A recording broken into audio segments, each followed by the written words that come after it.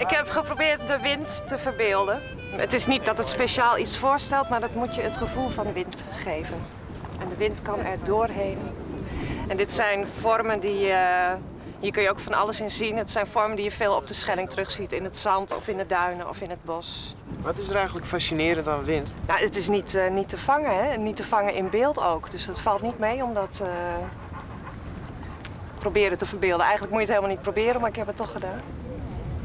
12 uur begon het windkracht 7 te worden. Jezus. Hebben vannacht van 12 tot 2 hebben ze allemaal vast moeten zetten tegen de wind. Dat was prachtig mooi, landschapstheater. Maar het was wel even werken nog. Ja, vind hem maar. Dat is de kunst hier. Want je verdwaalt in het landschap. En dat is precies de bedoeling. Het gaat voor mij om dat we iets maken wat echt een landschap is. En een landschap is altijd veel. Een echt natuurgebied of een echt bos of kijk maar, of een echt strand, dat heeft een maat. Dat zijn grote dingen waardoor je jezelf niet klein hoeft te voelen, maar je wel opgaat in iets anders. Ja, schitterend. Ja. De Stichting Landschapstheater en meer houdt hem dwaande mooi cultureel ondernemen. Ze dwaande binnen de windnomaden echt te keep. Het project wordt hier mooi bekostigen en de eventuele winst wordt deeld onder de deelnemende kunstenaars. Het is wel even zoeken, maar het is droog. Er zitten we staan niet in het water. De schildersclub van Skielge had ook een van de windnomaden beschilderen. Dit is onze windnomade. Ja. Nou, en hoe lang ben je? Eigenlijk, uren. Eigenlijk wel dagen, weken. Ja, middagen en een ochtend. Ja.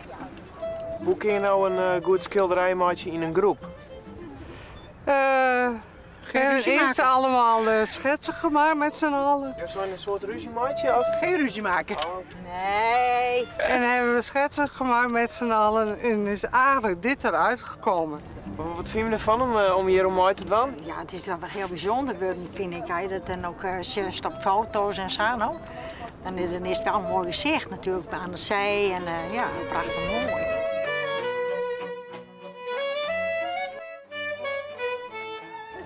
Ja, hij is daar.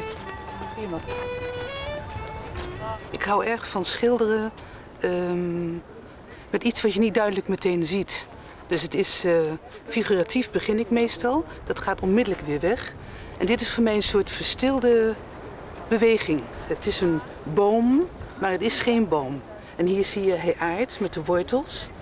En hier gaat hij vrij, want hij is op stap. Het is een nomade. En dat is dan jouw verhaal en ik denk dat sommige mensen zien daar weer heel iets anders in. En dat maakt het ook denk ik leuk. Ook deze windnomaden zullen op reis. Eerst naar New York, daarna naar Zuid-Afrika en pas dan binnen ze te Cape.